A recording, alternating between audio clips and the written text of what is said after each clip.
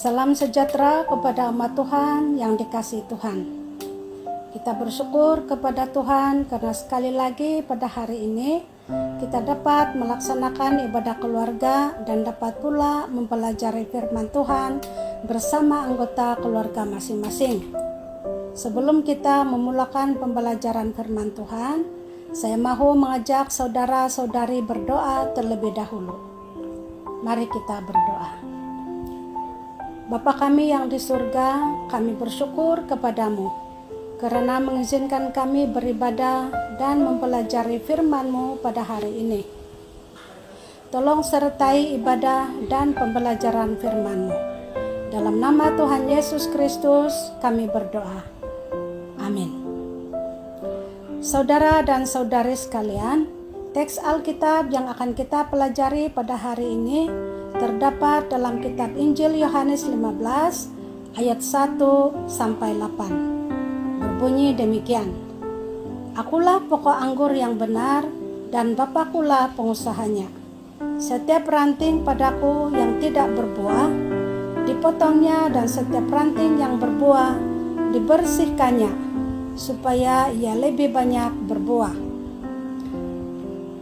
Kamu memang sudah bersih karena firman yang telah kukatakan kepadamu. Tinggallah di dalam aku dan aku di dalam kamu. Sama seperti ranting tidak dapat berbuah dari dirinya sendiri kalau ia tidak tinggal pada pokok anggur.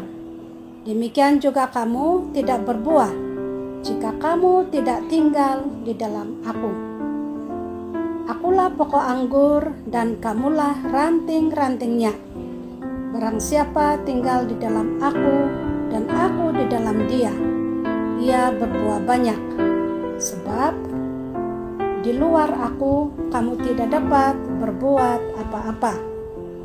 Barang siapa tidak tinggal di dalam aku, ia dibuang keluar seperti ranting dan menjadi kering.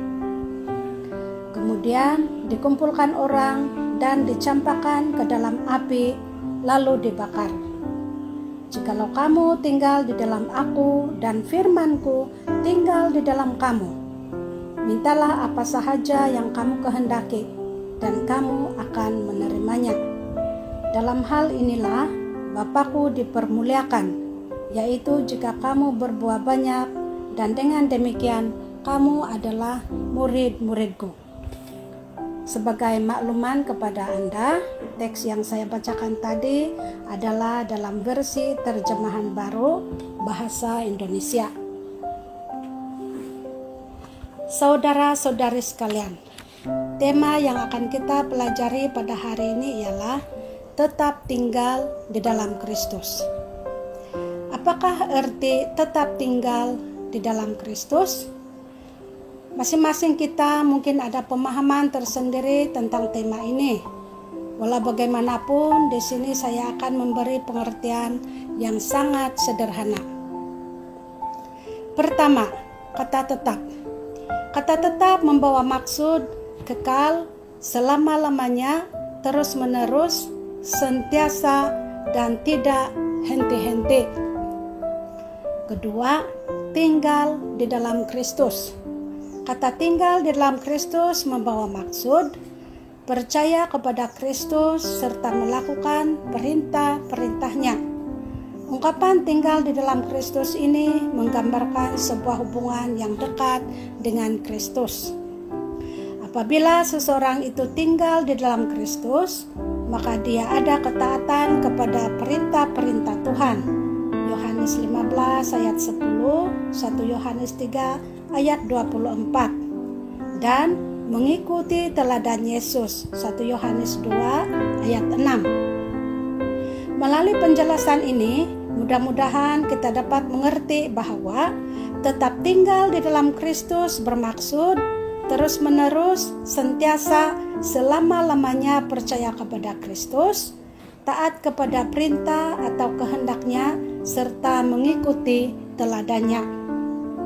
Saudara-saudari yang dikasihi Tuhan, dalam teks ini ada 3 watak yang penting, yaitu Yesus sebagai pokok anggur yang benar atau sejati, Allah Bapak sebagai pengusaha atau tukang kebun, dan para murid Yesus, atau dalam konteks kita pada masa kini, umat percaya adalah ranting-ranting pokok anggur tersebut.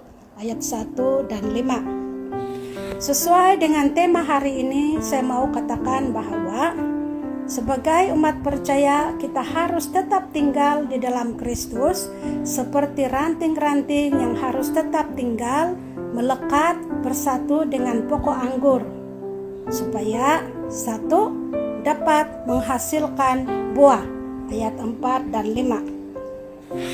Yesus berkata, "Tinggallah di dalam aku dan aku di dalam kamu."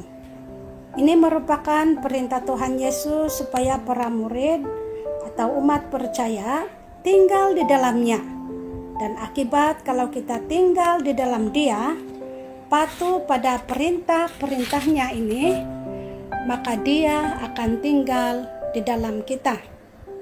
Selain itu, Yesus juga berkata, sama seperti ranting tidak dapat berbuah dari dirinya sendiri kalau ia tidak tinggal pada pokok anggur. Demikian juga kamu tidak berbuah jikalau kamu tidak tinggal di dalam aku. Melalui ayat ini kita diingatkan bahwa manusia tidak dapat melakukan perkara-perkara yang baik dan berkenan kepada Allah jika dia terpisah atau jauh dari Tuhan Yesus. Yesus berkata bahwa Dia adalah pokok anggur yang benar, bukan yang palsu. Ini memberi message kepada kita bahwa di luar Yesus itu tidak ada kebenaran, hanya kepura-puraan sahaja. Hanya di dalam Yesus baru ada kebenaran. Oleh itu, jika kita di luar atau jauh dari Kristus, maka sudah pasti tidak ada kebenaran di dalam diri kita. Sebab itu kita perlu sentiasa ada persekutuan, hubungan yang baik dengan Tuhan, dan hal itu kita dapat lakukan melalui doa dan pembelajaran firman Tuhan. Bila firman Tuhan menjadi pembimbing hati, pikiran, dan hidup kita, Ia tinggal di dalam kita, maka itu berarti kita tinggal di dalam Kristus dan Dia tinggal di dalam kita. Dengan demikian, sudah pasti ada buah-buah yang baik yang akan keluar dari diri kita. Dalam kitab Galatia 5 ayat 22 sampai 23 menjelaskan buah-buah yang muncul jika seseorang itu dipimpin oleh Roh Allah. Anda boleh merujuk ayat-ayat itu nanti. Dalam kehidupan kita setiap hari, ada perkara-perkara yang boleh menjauhkan kita daripada Tuhan. Misalnya kesibukan dalam pekerjaan, pelayanan, dan lain-lain lagi. Kadang-kadang perkara-perkara itu atau hal-hal yang ada di sekitar kita boleh menjadi alasan bagi kita tidak ada masa berdoa, merenungkan firman Tuhan, dan beribadah bersama keluarga, baik di rumah maupun di gereja. Sebab itu, tidak mustahil bahwa jika ia berterusan, perkara itu boleh menjadi halangan untuk kita tetap tinggal di dalam Kristus, dan akibatnya kita tidak dapat menghasilkan buah yang baik. Mari saudara-saudariku, coba kita imbas kembali dalam kehidupan kita setiap hari. Adakah waktu yang kita gunakan untuk berdoa dan merenungkan firman Tuhan dalam seminggu? Berapa kali kita bawa ahli keluarga kita mengadakan persekutuan di rumah? Saudara dan saudari yang dikasihi dalam Tuhan, pada masa PKP ini, walaupun kebanyakan kita merasa bahwa ini adalah masa-masa yang mencabar dan kurang menyenangkan, sebab pergerakan kita terbatas.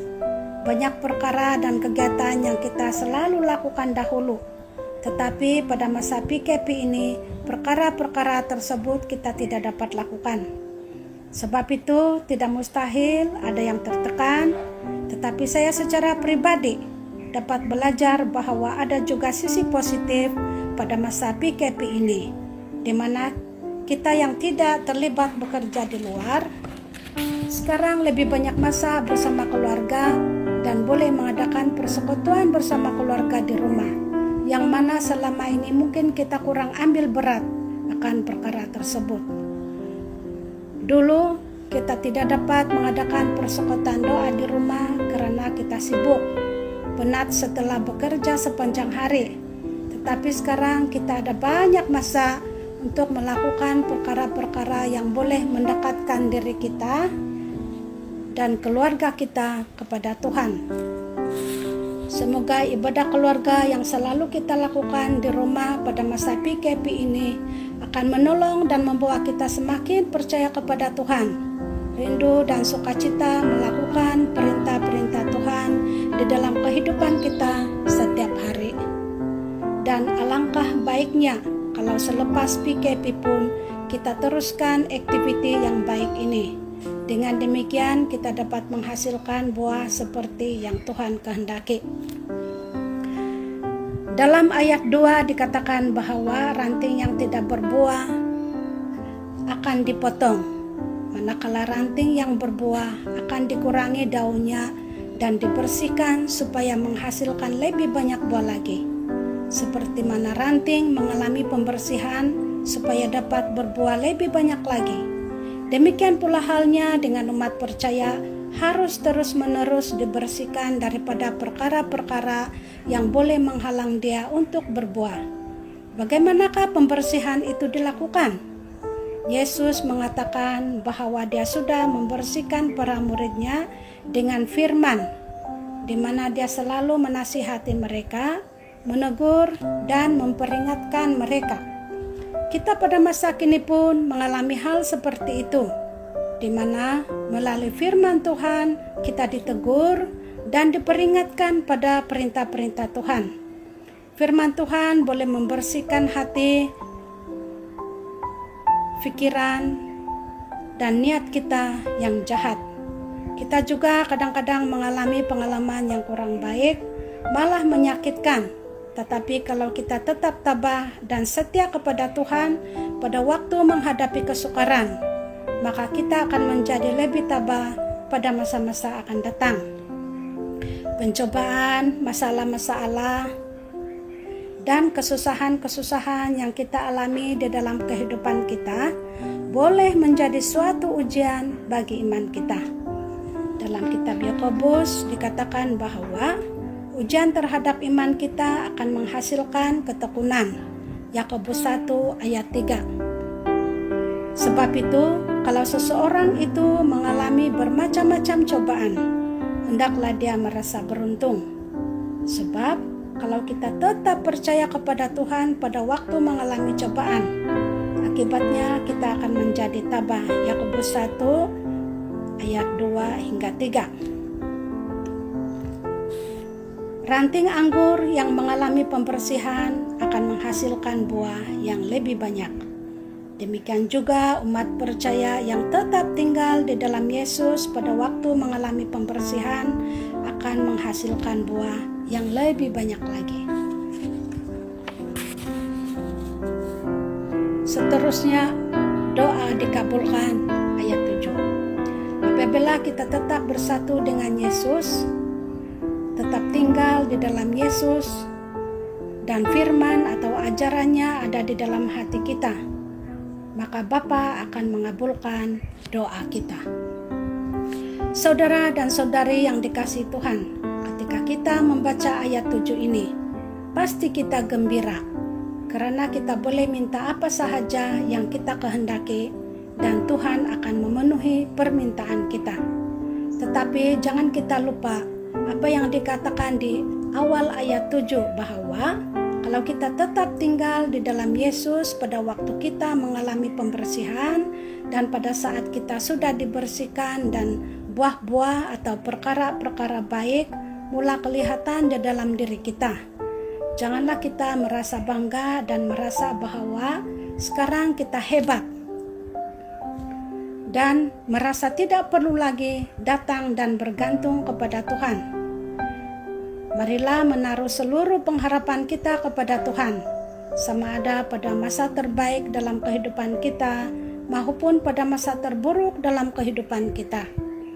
Pada masa kita dibersihkan, kita tetap bertahan, dan pada masa kita berbuah pun, kita tidak akan menjadi sombong, karena kita tetap tinggal di dalam Kristus. Pada saat orang percaya tinggal di dalam Kristus dan firman-Nya tinggal di dalam dia, maka orang itu hidup dekat dengan Tuhan. Dengan demikian, doa-doanya akan menjadi doa-doa yang sesuai dengan kehendak Allah, dan Allah akan mengabulkan doa-doa pribadi tersebut. Bagaimanakah dengan doa-doa kita selama ini? Adakah semuanya dikabulkan oleh Tuhan? Pada kesempatan ini, rasanya kita perlu juga merenungkan perkara ini, bahwa ada orang yang berdoa tetapi tidak menerima apa-apa karena tujuan permintaannya salah, karena yang dia minta itu adalah untuk kesenangan diri sendiri, atau dia habiskan untuk memenuhi hawa nafsunya. Yakobus 4 ayat 3. Saudara dan saudariku, saya mahu mengakhiri pembelajaran kita pada hari ini dengan sekali lagi mengajak Anda. Marilah kita tetap tinggal di dalam Kristus dalam apapun situasi kita, supaya kita akan menghasilkan buah dan doa-doa kita sesuai dengan kehendak Tuhan. Dan percayalah bahwa Dia akan mengabulkan doa-doa kita. Dengan demikian, Bapa dipermuliakan melalui kehidupan kita. Pada kesempatan ini, saya juga mahu mendorong kita agar terus-menerus mematuhi perintah kawalan pergerakan yang telah diberikan oleh kerajaan dan disokong oleh kepimpinan gereja kita. Tuhan memberkati kita semua. Amin.